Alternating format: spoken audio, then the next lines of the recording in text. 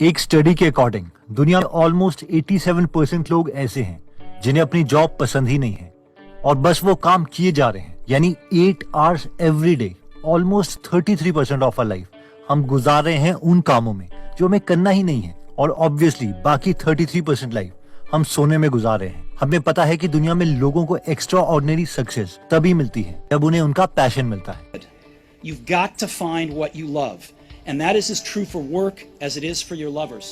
तो दोस्तों, आज की इस वीडियो में हम जेफ की बुक आर्ट ऑफ वर्क से 7 स्टेप्स देखेंगे जिससे हमें अपना पैशन ढूंढने में मदद मिलेगी, जिसमें सबसे पहला स्टेप आता है प्रिपेयर। ये पॉइंट कहता है कि सबसे पहले तो हमें फीलिंग आनी चाहिए कि यार लाइफ में कुछ और तो होगा, बस इतने के लिए मैं पैदा नहीं हुआ हूँ, एक अनसैटिस्फैक्शन में भी। और जब हम कॉन्शियसली इस फीलिंग को जी लेते हैं तो हमें एक कॉपी पर जितने भी हमारी लाइफ में मेजर इवेंट्स हुए हैं उसे लिखना है, चाहे वो अच्छे हों या बुरे, क्योंकि वो इवेंट्स ही हैं जो हमें शेप कर रहे हैं। उसके बाद उस लिस्ट को पढ़ के हमें ये देखना है कि इन सब इवेंट्स में कौन सी ऐसी चीजें थी जो हमें खुशी दे रही थी, कब मुझे लग रहा था कि मैंने कुछ अचीव किया है। बहुत चांसेस हैं कि इन्हीं इवेंट्स में हमें अपनी कॉलिंग, अपना पैशन मिल सकता है। और अगर नहीं मिलता है तो जैसे स्टीव जॉब्स कहते हैं कि अपना पैशन ढूंढते रहो लेकिन सेटल मत होना, क्योंकि जब तुम्हें तुम्हारा पैशन मिलेगा तो तुम्हें पता चल जाएगा। If you haven't found it yet, keep looking and don't settle. As with all matters of the heart, you'll know when you find it. Next point कहता है एक्सीडेंटल अप्रेंटिसशिप। पुरानी स्टोरीज में होता था कि एक हीरो को एक विलन से लड़ना है, लेकिन विलन बहुत ताकतवर है। इससे पहले कि हीरो विलन से लड़ने जाए उसे एक मास्टर चाहिए, एक कोच चाहिए। इस कोच का काम ये है कि वो अपने स्टूडेंट की स्किल्स को इम्प्रूव करेगा और उसे बेस्ट बनाएगा, क्योंकि किसी को भी किसी पोजीशन तक पहुंचाने के लिए बहुत लोगों का कंट्रीब्यूशन होता है, चाहे हम उसे एक्सेप्ट करें या ना करें। जब आप घोड़ा चलाना सीखते थे तो उसके साथ हम भी दौड़ते थे। जितना पसीना आपके घोड़े ने बहाया उतना हमने भी। ये मल्हार राव कितनी जंगें लड़ी आपके साथ, कितने घाव झेले सिर्फ आपकी जीत के लिए। ये तुको जी जिसने कई बार जख्मी हालत में दिन रात जाग कर आपकी सेवा की। सेनापति ऐसे ही नहीं बनते श्रीमंत। जेफ कहते हैं कि सेल्फ मेड मैन करके कुछ नहीं होता, क्योंकि दुनिया के बेस्ट ऑफ बेस्ट लोगों के भी मेंटर्स थे, टीचर्स थे, गाइड थे। वॉरेन बफेट के मेंटर थे बेंजामिन ग्राहम, माइकल जॉर्डन के कोच थे।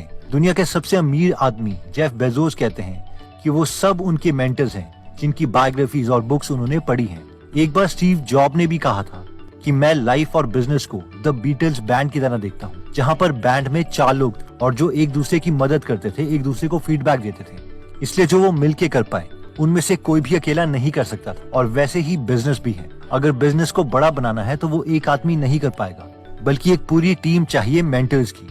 नेक्स्ट पॉइंट कहता है पेनफुल प्रैक्टिस। IIT बॉम्बे में सचिन तेंदुलकर ने एक स्पीच दी थी जिसमें वो कहते हैं कि मेरे लिए पैशन वो है कि जब मैं क्रिकेट खेलता था तो मैं बिल्कुल भी नहीं थकता था, लेकिन जब मैं घर पहुंचता था तो उस वक्त मैं इतना थक जाता था कि बस जाते ही सो जाता था। मुझसे खाना भी नहीं खाया जाता था और कई बार तो मेरे घर वालों ने नींद में मुझे खाना खिलाया है। यानी जब तुम में पैशन होता है तो तुम ये नहीं सोचते कि तुम्हें कितनी देर काम करना है, तुम बस प्रैक्टिस करते रहते हो, चाहे वो प्रैक्टिस पेनफुल हो या ना हो।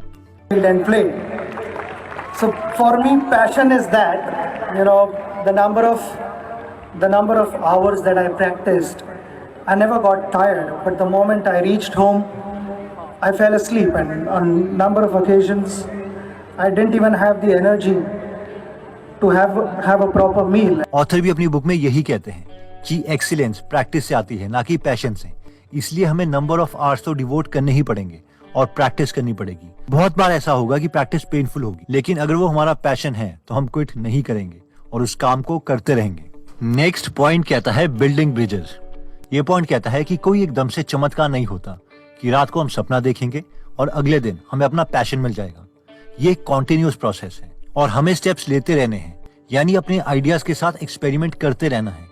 और फिर एक टाइम आएगा जब हमें अपनी कॉलिंग, अपना पैशन मिल जाएगा। स्टीव जॉब्स और उनके पार्टनर स्टीव वॉजनायक जब यूनाइटेड स्टेट्स ऑफ अमेरिका वापस पहुंचे तो उन्होंने अटारी कंपनी के लिए गेम्स बनाना शुरू किया और blue box telephone dialing devices भी बनाए। दोनों केसेस में उनका फोकस ये था कि उन्हें नंबर ऑफ इंटीग्रेटेड सर्किट्स को बोर्ड में कम करना है ताकि प्रोडक्ट की कॉस्ट कम की जा सके। लेकिन स्टीव जॉब्स और स्टीव वॉजनायक दोनों को पता था कि उन्हें कुछ और करना है, लेकिन क्या करना है ये पता नहीं चल रहा था। और फिर उन्हें एक इवेंट में मेट्स एल्टायर, उस समय का पहला माइक्रो कंप्यूटर दिखा और तब स्टीव जॉब्स और स्टीव वॉजनायक दोनों को लगा कि हाँ, ये एक ऐसी चीज है जो प्रॉमिसिंग है और जिससे हम अपना पहला प्रोडक्ट तैयार कर सकते हैं। नेक्स्ट पॉइंट कहता है पिवट। ये पॉइंट कहता है कि हमें हर बार पिवट करते रहना है, यानी पहली जॉब करो, उसे ठीक ना लगे तो कुछ टाइम के बाद नेक्स्ट करो एंड सो ऑन। अगर फेलियर्स मिल रहे हैं तो इसमें इमोशनल होने की जरूरत नहीं है। कई बार हमें अपना पैशन मिलने में टाइम लगता है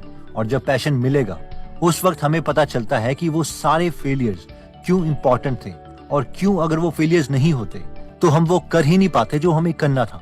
इलॉन मस्क कहते हैं कि लोग छोटे रिस्क लेने से भी बहुत ज्यादा घबराते हैं।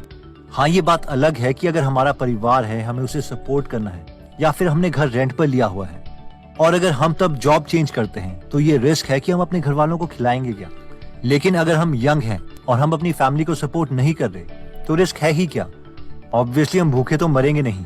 इलॉन कहते हैं कि ज्यादातर लोग रिस्क लेने से नहीं बल्कि फेलियर से डरते हैं कि अगर वो फेल हो जाएंगे तो क्या होगा। Let's say you're young and you're just coming out of college or coming out of high school or whatever. What do you risk? You know, you're not going to stop.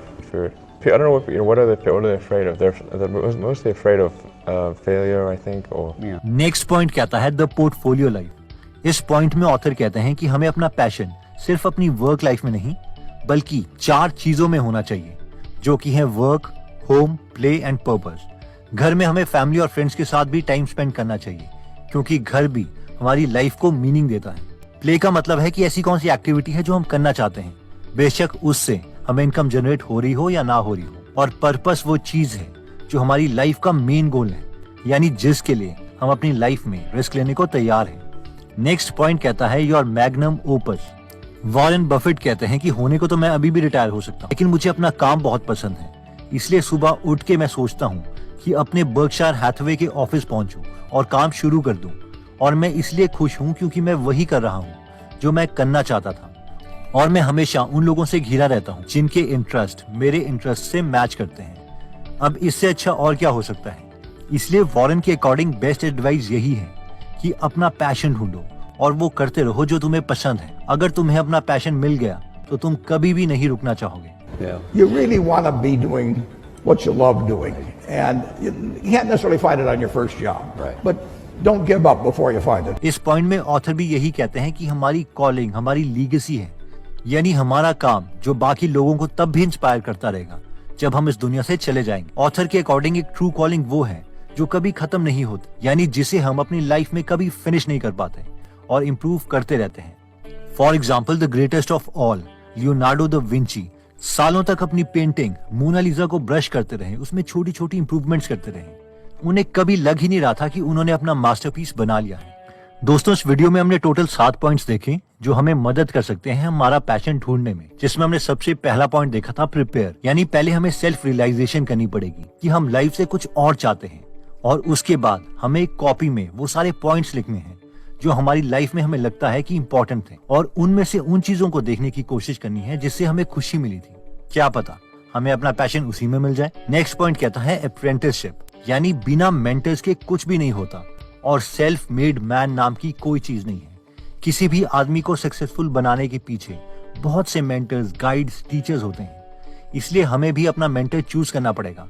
जैसे कि Jeff Bezos को उनके mentors successful लोगों की biographies पढ़ने पर मिले थे। नेक्स्ट पॉइंट था पेनफुल प्रैक्टिस, यानी सिर्फ प्लानिंग से कुछ भी नहीं होता, बहुत ज्यादा प्रैक्टिस भी करनी पड़ती, बहुत नंबर ऑफ आवर्स देने पड़ते और हो सकता है बीच में बहुत डिफिकल्टीज भी आए।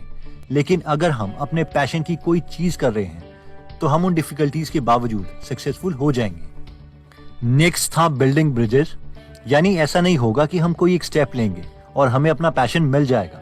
कई बार हमें बहुत से छोटे छोटे स्टेप्स लेने पड़ेंगे जिसकी वजह से हम अपने पैशन तक पहुंच पाएंगे।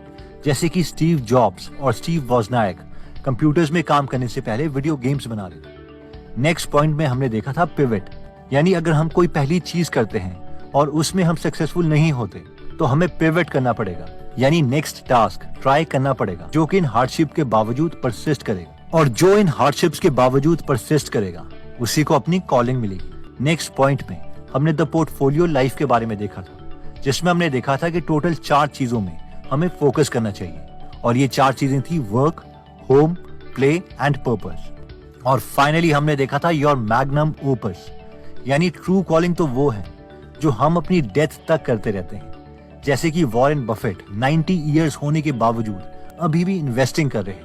Leonardo da Vinci last movement तक अपने मास्टरपीस मोनालिसा की पेंटिंग को इम्प्रूव करते रहे। इन शॉर्ट, हमारी कॉलिंग कभी भी पूरी नहीं होती और हमें कोशिश करनी चाहिए कि हम अपने काम, अपनी लीगेसी छोड़ के जा सकें, ताकि बाकी लोग उसकी मदद ले सकें और हमारे काम को आगे बढ़ा सकें और अपना पैशन पूरा करें। दोस्तों, अगर आप चाहते हैं कि न्यू ईयर में आप अपने माइंडसेट को कम्प्लीटली पॉजिटिव और सक्सेस के लिए प्रोग्राम करें, तो हम रेकमेंड करेंगे कि आप हर रोज एक एक्सट्रीमली सक्सेसफुल इंसान की बुक समरी सुनो, जिन्होंने खुद दुनिया में एक पॉजिटिव इम्पैक्ट क्रिएट किया है। अगर आप हिंदी में फ्री में बुक समरी सुनना या पढ़ना चाहते हैं तो आप गीगल एप्लीकेशन को डाउनलोड कर सकते हैं।